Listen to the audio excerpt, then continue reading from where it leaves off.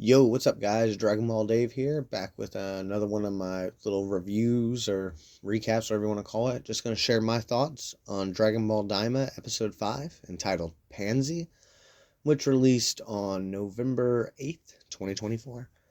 So, without further ado, let's get right into it. Alright, so when the episode opens up, Pansy definitely asks Goku right off the bat, the little girl, the mass Majin, Pansy's her name. She says, how did you get so strong? Asking about Goku because he's a kid. And he says training. And she's like, huh? Like, she doesn't know what training is. I think she probably understands the word training. She just probably thinks, like, well, what do you mean? Tell me specifically, dude. And he's like, training is training. Typical Goku stuff, you know? So uh, that's how that is. But, anyways, she points out that his ears are round. And that he's not a demon. And she asks him, like, well, where are you from? Are you from the demon world? And what are you? And he actually says that Goku flat out tells her he's a Saiyan. And Glorio cuts in and says that Goku is from the second demon world. Now, this was interesting to me because I wondered, obviously Glorio's just covering that up and just made that up.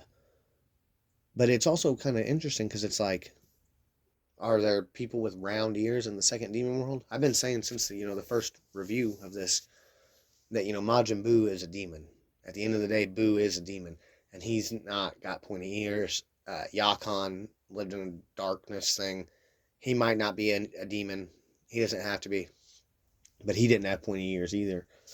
But for sure, Buu is like that. So I wonder if maybe this is either, are there demons with round ears in the second demon world? Or is he just really, or is Glorio just really confident that Pansy has no knowledge of the second demon world like that? Or a minimal knowledge, and so she wouldn't know. Either way, it seems to convince her, and they just kind of gloss over from there. I guess she does kind of have a little bit of a suspicion towards Glorio. The entire episode, actually, Pansy has this energy where she's kind of like, she doesn't really know if what Glorio says makes sense. Shin interjects, though, that, hey, you're really courageous, too. You saved us. And she's like, hey, don't make fun of me. My wasabi bomb was damp. That's why it didn't work. Talking about that little bomb thing she threw in the last episode, which I thought that was just like a total prank. It wasn't a prank, apparently. That was actually supposed to do something. It just didn't work. So that's kind of funny, especially because of what she's going to tell us in a little bit. They just decided they're going to go ahead and continue and leave Pansy there. Glorio's kind of like, we don't need you right now. And she says that she wants to follow along and where they're going. And Goku's like, we're going to the castle. And she's like, Kadan Castle? And Glorio and Shin are kind of like, shut up, Goku. But, it's still kind of cool. They're just going along. But anyways, it pans over to the militia for Goma. And they're all but one of them is pretty much knocked out still. They're waking up and recollecting themselves. And they're like, hey, who was that kid? What was his collar? And they say they didn't have time to get his collar. Because all these demons in the third world here seem to have collars around their neck. And like I said, I pointed out in my last review that I didn't think the guys in the bar they went to originally had it, but they did. And so far, the only ones I've seen without it, Pansy doesn't appear to have one, and obviously Glorio doesn't have one. But that's, interesting. I feel like that's going to be a bigger deal here before long. But they say that there's a spiky-haired boy with a red pole, and that's who they got, a red stick. That's who they got to find. And he's on the most wanted list now, I guess. Which, another GT callback like I pointed out last week. But anyways, it flashes back to Pansy, Glorio, Shin, and Goku. And they're walking around here, and Goku's complaining about being hungry. And Pansy actually gives him some food. I think she says a rice ball. And this right here is opening the door for, her to be cool no matter what. I don't think Pansy's a villain, and her building a relationship with Goku like this, it's just going to show that she's going to be a mainstay shebang. Or at least to me, it seems like that. Now, she tells Goku her name is Pansy, and he says his name is Goku, and he has another name, Kakarot. And they both say that their names are weird and stuff. And it gives you a really, like, OG Dragon Ball feel. Pansy, she's this really interesting character. They've combined so many characters to make her, it seems. But right now, she's got that that Bulma at the start of OG Dragon Ball feel to her. And she actually knows a little bit more than what she's led on at this point, but we're going to get to that when we come to it. So she asks Goku what magic he is good at, because every Majin, no matter what, can use at least one spell. So every demon has at least one magical spell they can use. Maybe more, it's not limited to that, but she says it's at least one. And this is kind of interesting because, Goku doesn't really use magic like that, but he does use chi or ki, and, it's light energy is what it is. We know Yakon sucked away the light. Degasu points out that they fired light from their hands at the beginning of the series here in episode 1. So, magic and chi or ki, whatever you want to call it, they're kind of different. They're all forms of energy. And depending on what you look up, I guess,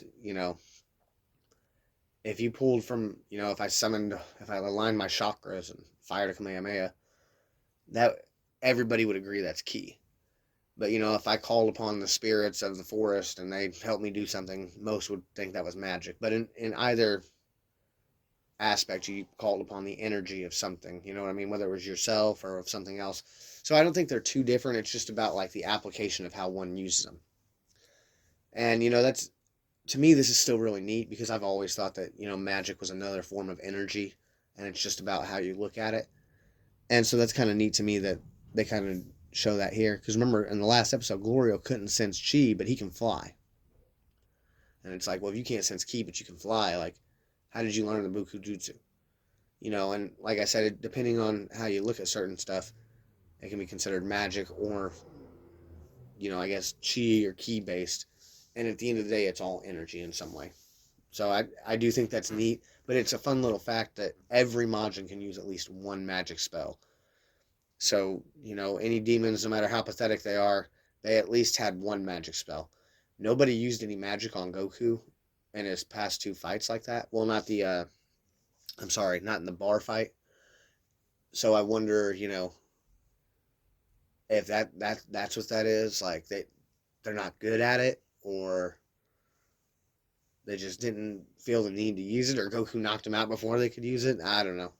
But they seemed like they were in the middle of nowhere in that motel, so they're probably just a bunch of, outlaws or ruffians or whatever you want to call them.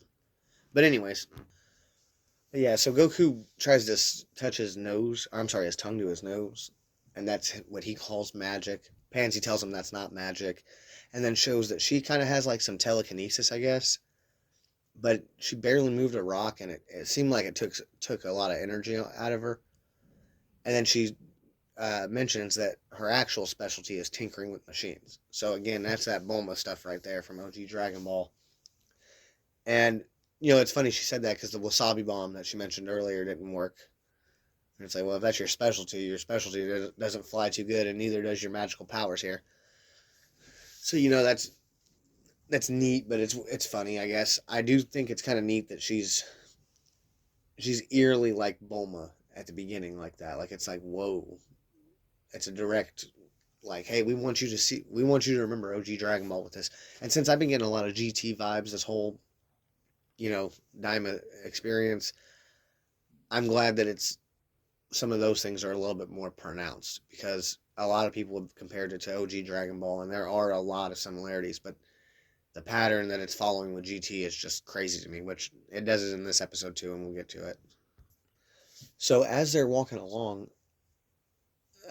what's her name, Pansy, she actually points out that Shin is a Glend.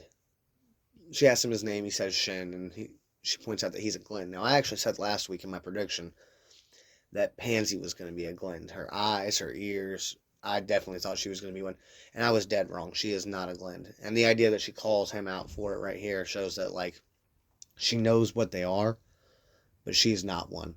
She also adds that Goma's second in command, Degasu, is a Glend.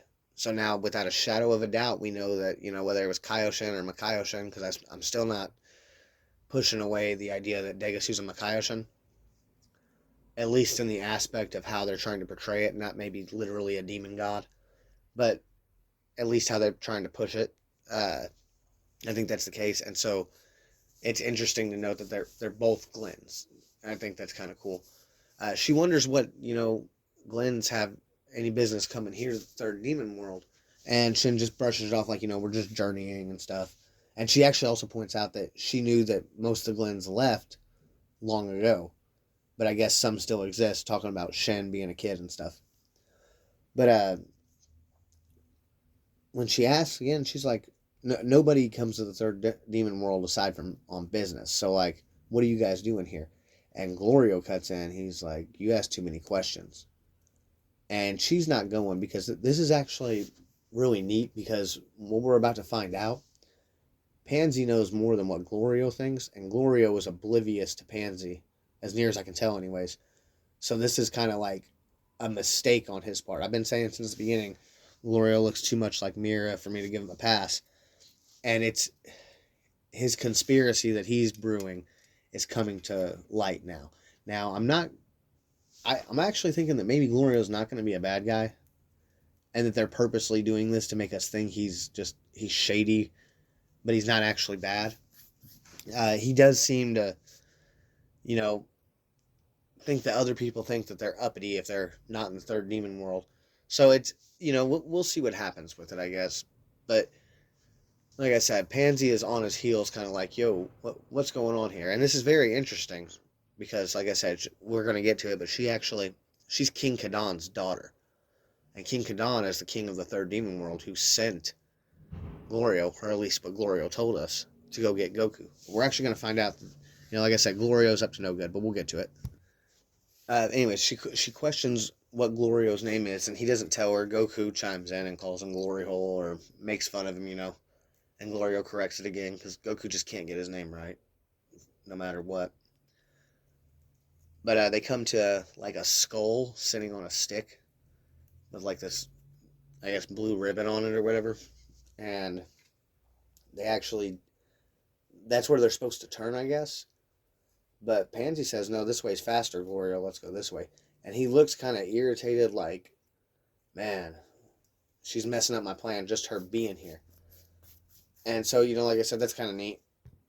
Shin points out that, the guy is trying to steal the life from the other demons is messed up. And Pansy says, yeah, it is messed up. And she says, Dabura was bad, but Goma's worse.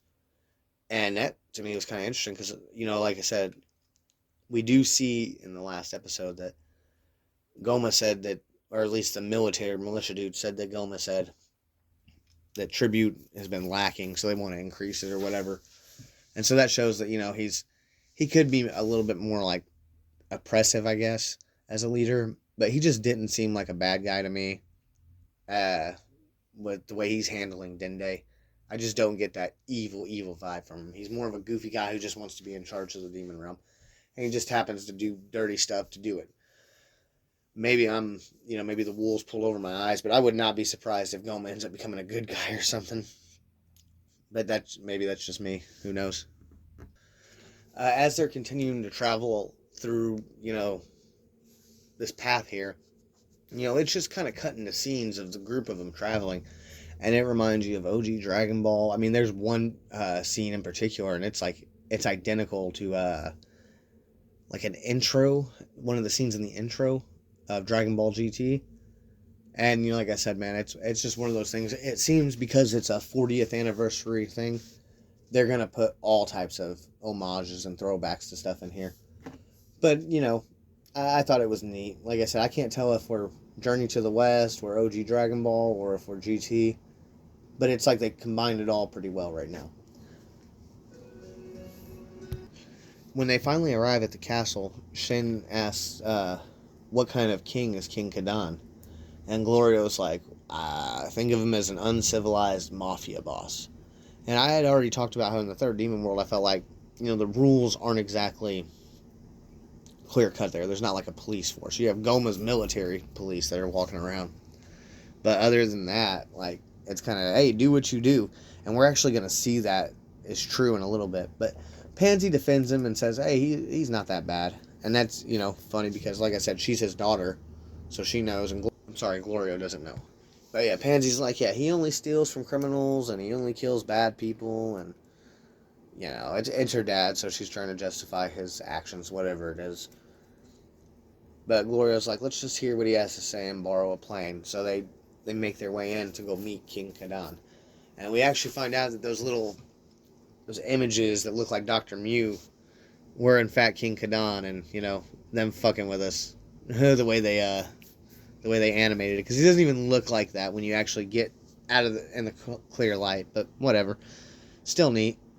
But we actually briefly cut over to Goma, and there's a demon lady there, and she's reading a book to baby Dende. And Goma's like, hey, read more passionately or something. And like I said, I just don't get the feeling that this guy is totally evil in every aspect like that. He's just corrupt and is willing to do what he wants to do to become the Demon King, I guess. But he reveals a plan that we didn't know before.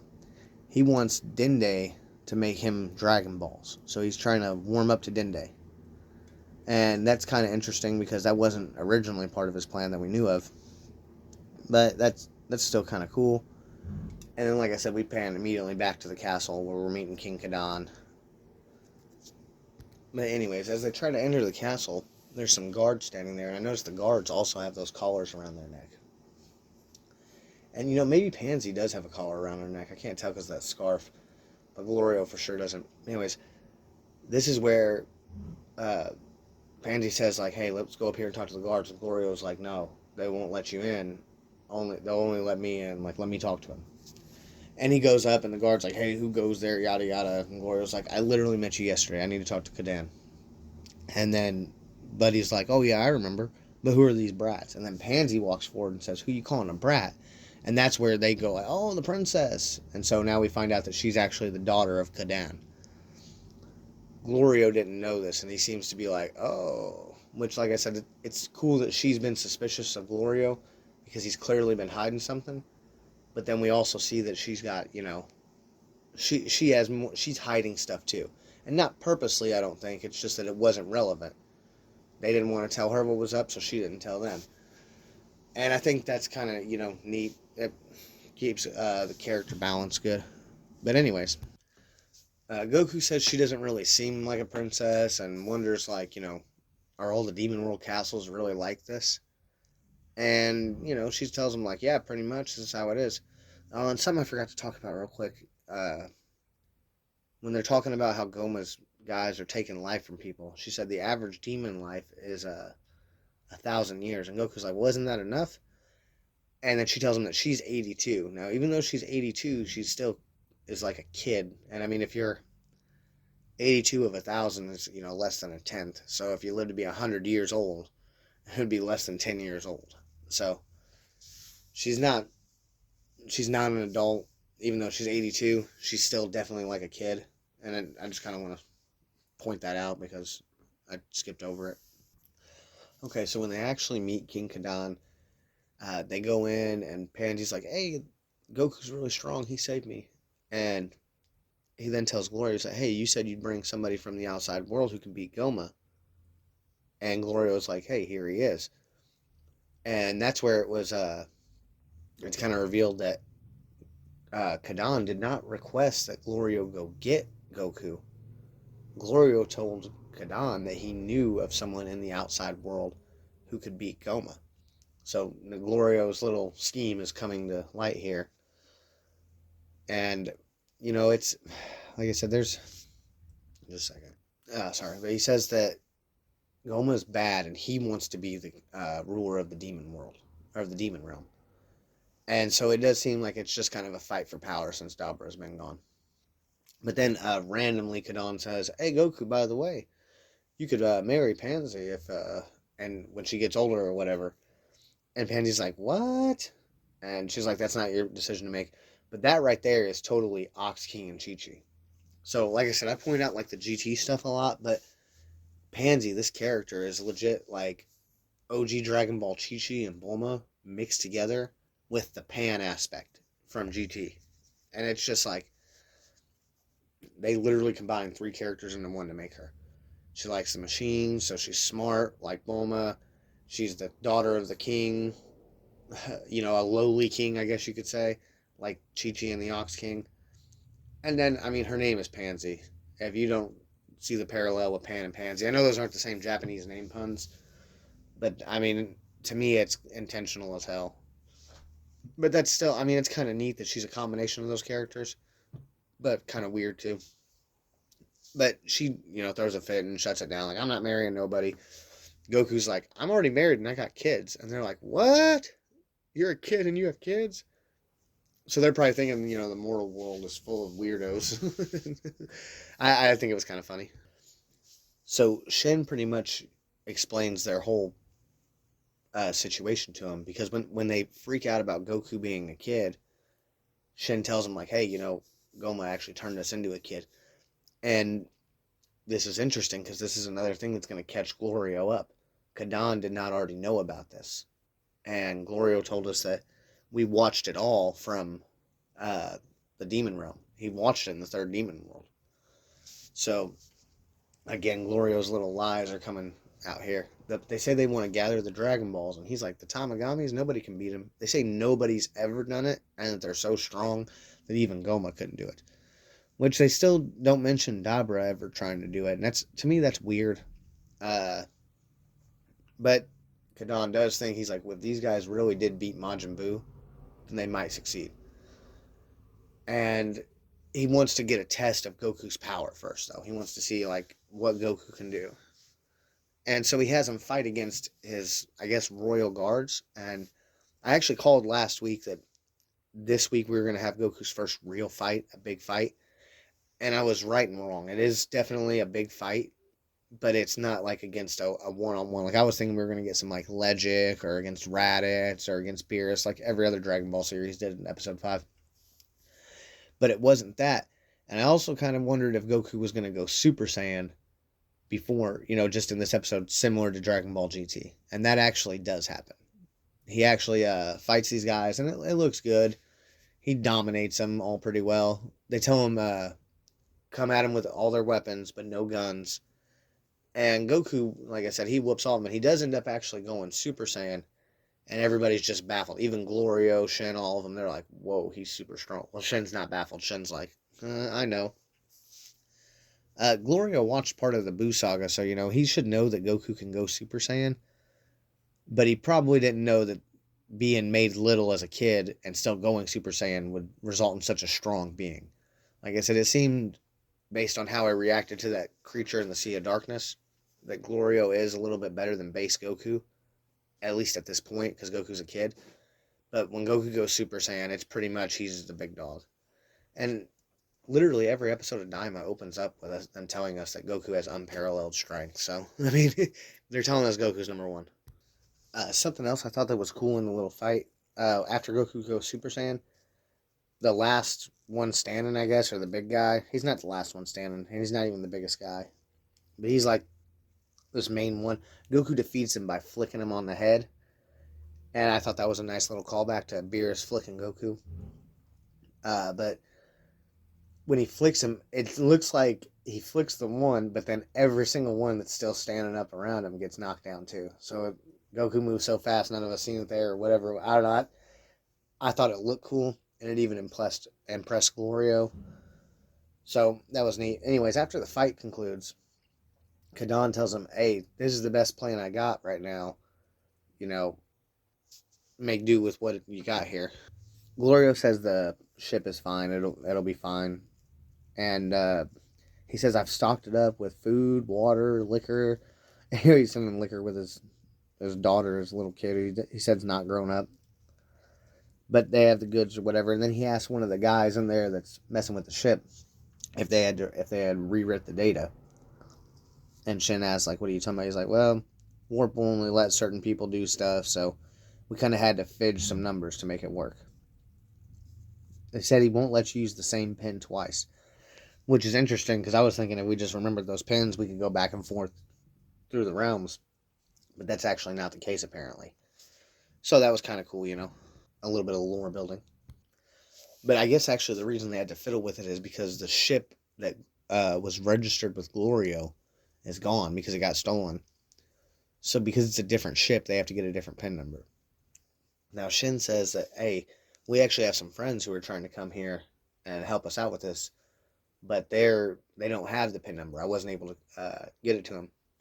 And Kadan's like, I mean, if they don't have a pin number, I don't know what to tell you for real. But then he looks over at this, knockoff yard rat guy dancing around doing ballet. and he calls him Hybris, or Hybris, one of them like that. And he tells him come over there, and he's like, "Hey, I need you to go to the mortal realm and go get these guys." And this was like, well, so this guy can just go whenever. So Kadan says that nobody will be weary of him, this Hybris guy. And he asks where in the outside world he's going. And this is something we got to talk about here. Shin tells him a planet called Earth in Universe 7. And Goku says that it's a temple in the sky. And this right here is another, sorry, Dragon Ball Super. It's going to be really hard to get around some of these things, guys. We can't just call Goku stupid forever. But in the Battle of Gods movie, Goku first finds out that Universe 7 is a thing when Beerus defeats him at the end. And I'm not 100% sure where he said it in the anime. It might have been there. But in the manga, it's for sure in the Universe 6 arc is when Goku finds out about it. And he even says he doesn't understand it. And Vegeta says he'll explain it later. But they say they never knew that, there was a 7th universe and a 6th universe, or, 12 universes for that matter. So, that 7th universe stuff may come from the Super and Battle of God stuff, but it's something that came from Toriyama's mind. So, like I said, man, DBS is pretty much out the window. I don't see how you can fit it in with stuff like this. We've just had too many inconsistencies. And I've been trying to kind of like tape them back together, but it's pretty clear to me they're telling us push DBS out of the way. And this right here was another one. Like at this point, you just be in denial. But anyways, Hybris makes a joke. He's like, a demon going to the temple. That's a bit of a tall order, Like it's supposed to be funny. But he pulls out this like dragon radar thing. Or it looks like a dragon radar. And he zooms right into not only Earth, but is able to zoom right into the heavenly temple there and see everybody. So, that's pretty cool. Now, I don't know if he's going to go just he is going to take another plane, actually. I do know. I'll get to it. But Hybris says, he'll need he asks how many people he's going to get. Goku says 3 or 4. And Hybris says, okay, I'll need a mid-sized plane, but we only have small planes. Kadan's like, I'll get you one. And then it's a little scene where it's like the animation changes and it's, I guess, 2-dimensional, flat. Like paper cutouts is how they look. And it's basically Kadan tells his minions or lackeys, whoever you guys want to call these guys, to go steal a plane from a group of people. I forgot what their names are. That Nemelfi gang. He says go steal a mid-sized plane. So this, like I said, goes into, there's not really any rule or order out here. It's just, we do whatever we want. And if the king of the third demon world is actually sending people to steal stuff, that's a given to me. Interestingly, I just now noticed too, it does look like Kadan does have a collar on, which I didn't notice that before. So Pansy likely does have a collar on. So Glorio is the only one. So as they're packing their plane up and getting everything ready, Pansy comes dragging a whole bunch of crap. And it looks like, I think there's a stuffed animal looking thing there. So she is a kid, guys. Accept it. I don't care if it said she's 82. But she's coming over and she wants to go with them. And her dad, Kadan's like, no, you're just going to get in the way. You can't go. And she says, well, I could help, though, because I want to see Goma go down. And if their plane breaks, I'm really good with machines. Goku then asks Glorio, he's like, hey, are you any good with machines? He makes fun of his name, and Glorio's like, it's Glorio. But then says machines are not his forte. So, just like that, Goku's on board with Pansy coming. And we have our 4 main characters at this point getting ready to start their mission. So before they get on the plane, Shin actually pulls Goku to the side and says, hey, we need to watch Glorio because he's been lying to us. We know he's up to something. King Kadan was approached by him, not the other way around like he told us. And Kadan didn't know they were turning to children, even though Glorio had said that's how he watched it. So Shin's like, watch this guy. And Goku's all like, oh yeah, I guess so. But I mean, I'm not worried. Goku's carefree. Ain't worried about nothing. He doesn't think Glorio can whoop him. And like I said, I get this vibe that Glorio is hiding something, but he's also, I don't think he's a bad guy. I don't think he's a villain. And I've been saying, he looks so much like Mira, and so he must be a villain. But I actually don't think he's a villain. He's just got his own agenda right now. But maybe I'm wrong. We'll see what happens. So as they take off, Goku wonders how long it's going to take to get to the Dragon Ball, and Glorio says with breaks it'll take him about 4 days. Pansy then adds that the third demon world is actually the biggest in the demon realm, so that's neat too. Like I said, it's probably more like a lot of unexplored area, or maybe it is explored. I don't know. I guess we'll find out. But that's neat that it's the biggest one, which means there's probably a lot of people there, a lot more demons, and they get the crappiest treatment. But the first demon world, I bet it has the fewest number, and it's an uppity up classist system like they got going here. But Glorio pointed out that there was too much luggage on the plane, and then the plane starts breaking, and it actually it breaks down and it crashes. So they had this 4-day journey with brakes, and now it's just, well, now the plane crashed. But yeah, that's pretty much how the episode ends. They just crash their plane, which was very similar to Dragon Ball GT episode 5. And then the next episode preview, it's entitled Lightning, and it shows Goku and Glorio kind of fighting for a second. I actually think Glorio's eyes look like he's like possessed or something. His eyes look a little funny. And we actually see another character, the little Minotaur, the Minotaur guy or whatever, has popped up. He's not little, he's big. And we see Goku, Shin, Glorio, and what looks like another character with like a cloak on and a bullhorn thing, like the bull head on it, standing there. So I'm actually going to go out on a limb here and say that Pansy's going to get kidnapped by a giant thing in episode 6, which is, following that GT pattern. Episode 6, Pan got kidnapped by these like giant bees. It was, I don't know. But, I am curious. I think Glorio's going to get like infected by something. I don't think he's actually fighting with Goku just to spar for fun. His eyes look like they have something wrong with them. It's really hard to tell, but it's like they got like a darkened outline around him. Like I said, I do think that he's kind of up to no good, but it's base Goku and, or I'm not up to no good, but I think that something's like affecting him. It reminds me maybe of like when Trunks got infected by Baby originally back in GT, but I'm not going to speculate on that right now. I'm just going to leave it at I think Pansy's going to get kidnapped and they're going to have to save her. But, a 4-day journey just to go get the Dragon Balls, and they're now going to have to do another adventure just because the plane is broken. But this should give, some time for Bulma and company to catch up, because they're coming. Bulma, Vegeta, Piccolo, they're definitely all coming, and we know in particular Bulma and Vegeta are going to be in the Demon Realm. But, I enjoyed episode 5. I thought it was good. Eating Daima up, honestly, so I look forward to next week, and yeah, I guess that's pretty much it, guys. Thanks for watching.